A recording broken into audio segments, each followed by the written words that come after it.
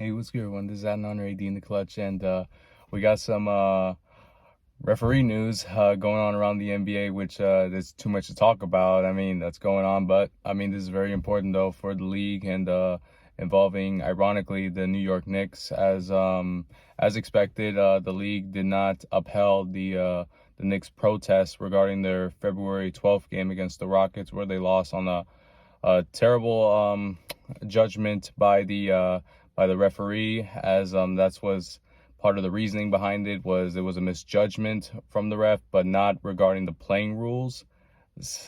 I mean, it's, you can call it a little bit of like, maybe the Knicks got a little bit of like karma back by the obvious like horrible no call against the Detroit Pistons, where Dante DiVincenzo basically tackled, Asar Thompson, which was basically like a football play, and the Knicks stole a win. So maybe you can call it, maybe they got even that aspect. But I mean, it's basically almost like an open secret that we all know that the referees within the NBA is very corrupt, going back many years, especially with Tim Donaghy,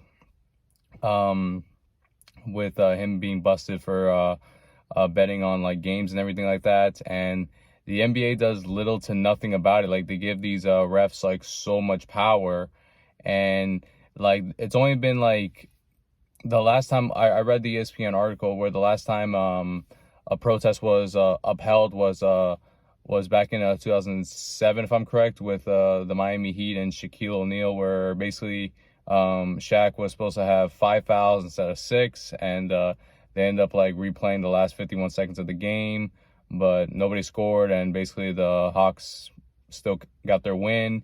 And by then, like, Shaq was traded to the Suns, so it didn't really, matter too long, especially like something that was like about 15, 16 years ago. Well, it's like little to no chance for the Knicks to like have their argument upheld, given the fact that it's so rare for a decision to be, not only correct, but like for the league to agree and to stand on it. And also given especially the now more recent history that is being more exposed from across the league, that the refs have too much power and they can practically get away with everything, and if the coaches or players complain anything to the refs, they get fined heavy for it. So it is what it is on the Knicks. I mean, like, I would be upset too if I was a Knicks fan. But yeah, I mean, it's one of those double-edged sword situations. Yes, they got a bad call from that something that did not go their way on the Rockets game, but at the same time, like, just a few weeks later, they end up having like one of the best no calls in their life, getting away with like playing football and stealing a win from the Pistons, who desperately needed it so bad. So yeah, I mean, like I said, I mean, if the league, in my opinion, wants to grow, because this is like a problem, like this is part of why, in my opinion, the league's TV ratings have gone down in recent years compared to like the NFL and everything like that, is because of stuff like this. There's too much politics going on in the NBA within the referees, how they can manipulate the games. And there have been refs that have been on record, or you can like see like video evidence of them like either giving calls for certain players or not giving calls against a player, whatever the case may be. If the league wants to expand themselves, I believe they need to hold the refs accountable, just like they're now trying to hold the players accountable. I personally love the 65-game rule, where, they're now forcing the players, if they want to get awards, and which translates to having more money in their next contract, they got to play the games, which is great. If it's so far being successful in that aspect, why not do the same concept with the refs?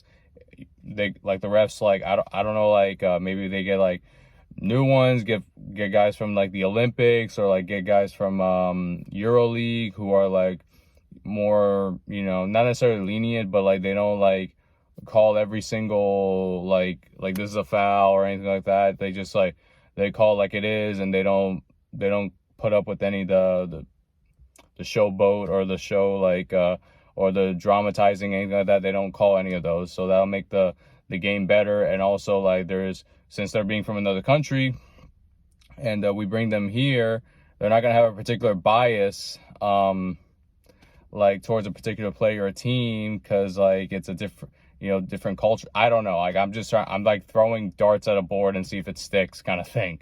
Like I'm trying to think of anything, because like there's the Eric Lewis situation where he was a avid Boston Celtics fan, and that's after he got exposed about it. Basically, that's partially why he retired.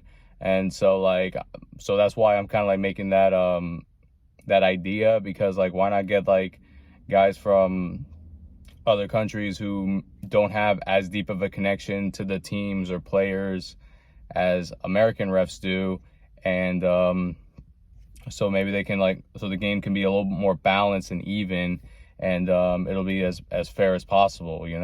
That's just something I'm trying to think of, because the whole Eric Lewis situation, I thought that was like beyond messed up, and I was like completely shocked about it. I was like, what? Like now I can see why almost everybody hates the Boston Celtics, because of like you literally have a ref that's backing you guys up, so I can understand that aspect. But I don't know. I mean, I just believe the league is giving the refs overall too much power. They're letting them get away with a lot of things, and anybody that like with video evidence or like with